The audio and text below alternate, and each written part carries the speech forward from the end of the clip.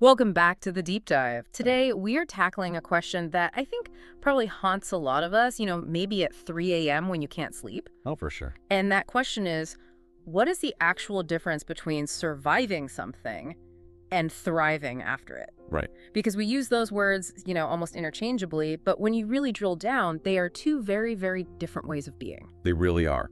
Survival is, it's instinct. It's purely biological. Yeah. It's your body just keeping the heart beating. Keeping the lights on. Exactly. But thriving is a creative act. It takes this level of, audacity that survival just doesn't, you don't accidentally thrive. You have to choose it. And today's deep dive is, well, it's pretty much a masterclass in that exact choice. It really is. We're looking at a specific story from a book called You're Going to Survive by Alexander Franzen. But the story we're really unpacking belongs to a woman named Susan Hyatt. And if you look her up now, you see this total powerhouse. Oh, completely. She's a master certified life coach, an author, an entrepreneur. But the version of Susan we meet at the beginning of this story, she is in a place so much darker than I ever expected. It is a heavy start. And I think we should just frame this for you right now. This isn't just a biography. No. It's a case study on trauma, on that false sense of control we try to grab when our world just falls apart. And ultimately, it's about the guts it takes to rewrite your own story. Yeah, and we're going to be talking about assault, about miscarriage, and a really toxic relationship with food. So just consider this your heads up.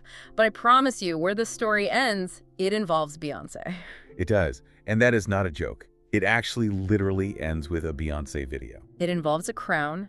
It's a moment of pure victory. So stick with us through the tough parts because the destination is absolutely worth it. 100%. So let's go back. We're in Evansville, Indiana. This is about 10 years before Susan even wrote this account down. Right.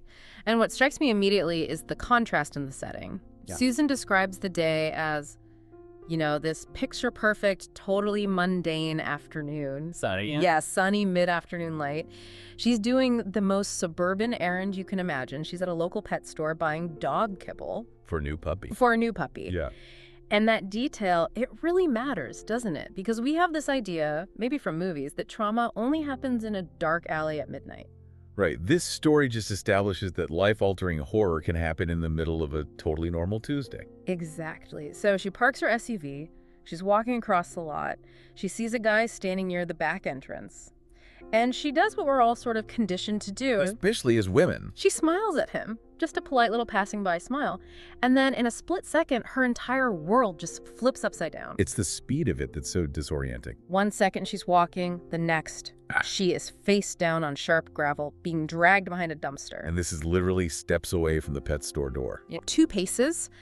There are probably people inside buying goldfish 20 feet away while this is happening. And this is where the psychological trap gets set.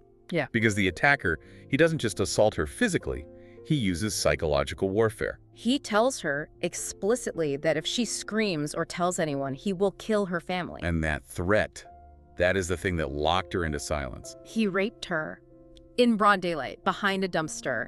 And then she had to just get up, get in her car, and drive home knowing that speaking up might get her kids killed. So she goes into what we call the freeze response. Yeah. We always hear about fight or flight. But freeze and fawn are just as common. Absolutely. So she drags home, she showers, trying to wash it all away, and she says she plastered a smile on her face. She chose silence because she thought it was the only way to protect her family. Can you just imagine the pressure of that secret? I mean, carrying that acid inside you while trying to be a mom, a wife, a normal person. Pouring juice for the kids. Pretending everything's fine while internally you were just screaming. And then, just when you think it cannot get more complicated, she finds out she's pregnant. This is the absolute nightmare scenario because the timeline is all blurry. She doesn't know. She has no idea if the baby is her husband's or if it belongs to the rapist. That feels like the breaking point. She describes it as feeling like a twisted daytime soap opera, but it was her actual life. And she realized she just couldn't keep the secret anymore. The biological reality of it all just forced the truth out. She had to tell her husband. And this moment, right here, this is so pivotal. What? Because in so many stories about trauma, the disclosure is, it's the moment of secondary trauma. Yeah, it's met with doubt or blame. Anger. But Susan's husband, he just defied that entire worst-case scenario. He really did. She told him in what she calls hysterical tears, just spilling out all the horrible details. And instead of pulling away, he just held her. His reaction was unconditional support. Total support. He offered to, track the guy down, pay for therapy, whatever she needed. He was basically just saying, I am on your team no matter what. It's a beautiful example of a real partnership. Yeah. And yet, and this is a really harsh truth that the text highlights, external support doesn't automatically fix the internal damage. Right. You can't just love someone's trauma away. You can't. The body keeps the score, as they say. You can have the supportive partner, the safe home, but the physical and mental toll creates this, biological storm inside you. And her body you couldn't hold on. She miscarried. She lost the baby. Which just brings a whole new layer of grief. So you have the assault, the fear, the confusion, and now this loss. It's a compounding trauma. And on the outside, she's still trying to keep up that facade. That's the survival part we talk about at the top of the show. She's going to work full-time. She's at PTA meetings, baking cookies. If you looked at her, you would have just seen a sunny, positive mom. But inside, she said she was either totally numb or having these panic attacks where she'd wake up just drenched in sweat. Her nervous system is completely shot. And when your internal world is that chaotic, you naturally look for something, anything, external to control. Or to just sedate yourself with. For Susan, that became food. And not in a joyful, I love cooking kind of way. No, this was medication. She talks about mindless snacking at her desk, chips, chocolate, whatever, and then coming home and making these huge platters of brie and bread and wine. And she'd just sit in front of the TV and zone out. It's that zoning out that's key here. She says, I was trying to escape my own body. And honestly, from a physiological standpoint, it works. Temporarily anyway. Food is a very effective sedative. It gives you a little break from the anxiety. But as she points out, it has consequences. She gained 40 pounds in just a few months. And on a petite woman, that's a significant amount. Which kicks off this whole vicious cycle, because now on top of the trauma, she has all this shame about her body. She feels like she's lost all control. So what do we do when we feel out of control? We create rules. Really rigid, strict rules. Enter the diet industry. The list of things she tried. It's like a history lesson in early 2000s diet culture. Weight Watchers. South Beach, Atkins, Jenny Craig, all of them. It's that classic pendulum swing. She felt out of control with the binging, so she tried to impose this totalitarian control with the dieting. She describes boiling these huge vats of tasteless cabbage soup. The ultimate misery meal. And starving herself on celery sticks, which of course just swings the pendulum right back to binging on massive plates of enchiladas. It was, in her words, a sick, twisted cycle. It's pure punishment. She was punishing her body and then medicating from the pain of the punishment. It's a loop that so many people are stuck in. But for Susan, the real wake-up call came in the shower. Yeah, this is such a visceral moment in her story. She's in the shower, washing her hair, and she looks down at her hands and her hair is falling out, just clumps of it swirling down the drain. She was so malnourished from this binge-starved cycle that her body was literally shutting down non-essential functions. That's the image that breaks through the denial. You can ignore weight gain. You can ignore being tired. But seeing your hair fall out? That's a signal that says, I am not okay. She had this moment of clarity. This shouldn't be happening. And she realized she was treating her body like an enemy, like a problem to be solved. And she decided right there that she had to start treating her body like a friend. So what did that look like? Yeah. Because it obviously wasn't just, I'm going to eat a salad. No, it was what she calls a radical cleanup. First, she just stopped the diets, no more cabbage soup. She started actually savoring her food, but then the cleanup it spread. She went to her closet. A great beige purge. Yes. She got rid of what she called her beige, boring mom clothes. Anything that made her feel frumpy or invisible. She decided she didn't want to dress like a person who was hiding anymore. I love that. Yeah. But she didn't stop there. And I think this next part is actually way harder than the food or the fashion. For sure. She decluttered her social circle. This is the part that takes the most guts, I think. She cut ties with so-called friends who only bonded over being negative. You know the type. The whole friendship is just complaining about husbands or body shaming themselves. Or gossip. Yeah. She just detoxed her social life. That is massive. Yeah. Because when you're in that trauma state, misery loves company. It's almost comfortable to be around other unhappy people. It validates your own state. Stepping away from that is a declaration that you intend to get better. And that can be really lonely at first.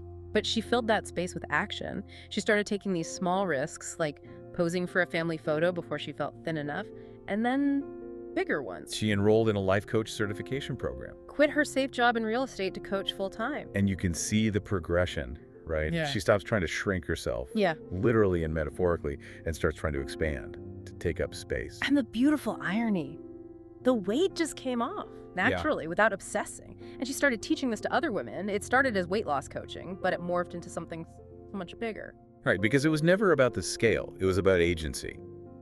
She saw this pattern where when women stopped dieting, they got braver in every other part of their lives. They started asking for raises, booking vacations, asking guys out. She calls it a female empowerment revolution. And the message was resonating. Her Facebook community grew to like 10,000 people. Her clients were begging her, write the book, we need this. So look at where she is now. She has the audience, the proven method, the compelling story. I mean, in any logical world, this is a slam dunk for a book deal. You would think. So she holes up for 5 days with her mentor, Alexander Franzen. They create this killer proposal, hundreds of pages. She's ready. She starts emailing literary agents. And here comes the wall. The wall of no. 12 agents contacted, 12 rejections, just bam, bam, bam. And they weren't all polite either. No, some were really dismissive. They told her, customers want diet books. This isn't a diet book. Which is so infuriating because that was the whole point. She wanted to scream at them, I know it's not a diet book because diets ruin people's lives. But she didn't scream. She sat in her car outside the gym and just cried. She felt completely misunderstood. We've all been there, right? When you have something you know is valuable and the gatekeepers just don't get it. It makes you question everything. And she actually stopped trying. She put the book away for 6 months. 6 months. She focused on her retreats, made money, lived her life, but she said the book just kept nagging at her. That nagging feeling, that's usually a sign that you are not done yet. It's the difference between a whim and a real calling. A whim goes away when it gets hard. A calling just keeps bothering you. It wakes you up. Yep. So the end of the year is coming up. Susan looks at that Word doc on her desktop, and she decides, okay, I can't procrastinate anymore. She revamps the proposal, makes it shine, and then she makes a strategic move that I just love. The circle back. The circle back. She remembers one agent who had said no, but she'd been kind about it. She wasn't rude. So Susan decides to pitch her again. Which is a huge lesson. No is often just not right now. Or not this version. Exactly. But she didn't just send the attachment and hope. She had what she called a gutsy idea. She wrote the email, said, I've revamped the proposal, it's better than ever. And at the bottom, she included a link. Here it comes. It was not a link to her website. It was not a link to a testimonial. It was a video clip of Beyoncé. I just love this detail so much. It's the clip of Beyoncé strutting into a room, wearing a crown, looking like absolute undeniable royalty. And Susan's message was basically, I mean business. I mean, think about the audacity of that. You're pitching a literary agent, this very serious profession, and you send a Beyoncé gif. It's all confidence. It signals, I am not begging you, I am inviting you to the party. And it worked. The agent replied and said, anybody who includes a Beyoncé clip is someone I want to know. She reviewed the proposal, she loved it, and they signed the contract less than 2 weeks later. From crying in the car to signing a book deal. Mm. And the catalyst was tenacity and a little bit of swagger. It's just such a great turnaround. But I want to pause and really look at the lessons here, because Susan outlines 3 takeaways that I think apply to anyone, really. The first one she mentions is a quote from Carrie Fisher. Take your broken heart and turn it into art. Which is exactly what she did. 100%. She took the single worst experience of her life, the assault, the shame, and she used it as fuel. She didn't let the trauma just be this heavy rock she carried around. She chiseled it into something that could help other people. It gives the suffering a purpose. It doesn't make the assault okay. Nothing makes that okay. But it makes the aftermath meaningful. Precisely. And lesson number 2 is directly from that Beyoncé moment. Just because someone says no once doesn't mean it's a no forever. This is the circle back strategy? It is. People change. Circumstances change. The agent who said no to the first draft might be looking for exactly that by the second draft. Susan also makes the point that you might be different now, more ready. And the third lesson, don't ignore the burning goal. Yeah. If it's nagging you, you have to listen to it. And she lists these incredible examples to put her struggle into context. She mentions the founder of Pandora. He got 300 rejections. 300. I think I would have quit at 10. J.K. Rowling got 12 rejections for Harry Potter. Mark Ruffalo, an incredible actor, went on 600 auditions before landing his first real role. 600. 600. So Susan's point is that this tenacity, it's the common denominator.